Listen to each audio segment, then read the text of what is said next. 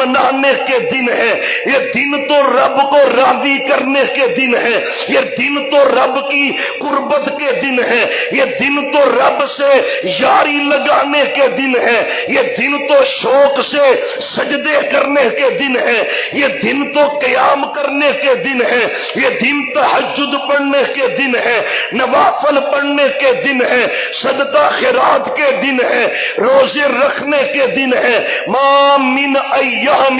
العمل الصالح فیہن احب الی اللہ من هذه الایام العشر۔ صحابی نے جب حدیث سنی سوچا محبوب اتنی عظمت ہے،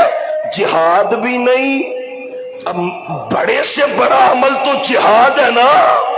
ادھر خون کا قطرہ زمین پہ نہیں گرتا، اللہ جنت کا داخلہ دے دیتا ہے۔ حضرت عبداللہ بن عباس کہتے ہیں محبوب جہاد بھی مقابلہ نہیں کرتا ان دنوں کی نیکی کا، اور میں ولل جہاد،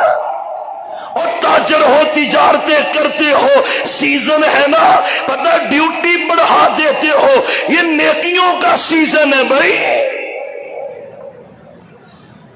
وَلَلْ جِهَادُ فِي سَبِيلِ اللَّهِ، میرے نبی کہتے ہیں ہاں عبداللہ سچی بات ہے، بندہ محرم میں، سفر میں، ذوالقعدہ میں، سفر میں، ربیع الاول میں، ربیع الثانی میں، ہاں بندہ نیکیاں جتنی بھی کرے، جہاد بھی کرے، ان دنوں میں بندہ پڑھے سبحان اللہ، پڑھ لو پڑھ لو، کوئی کاٹا پہ آتے میرے کو لے آجے پڑھو ہاں ذرا سبحان اللہ۔ ہاں ہاں فرمایا چھوٹی سی نیکی کر لے ان دنوں میں، عام دنوں میں جہاد کر لے، ان دنوں کی نیکی اس کے جہاد سے بھی فضیلت والی بن جائے۔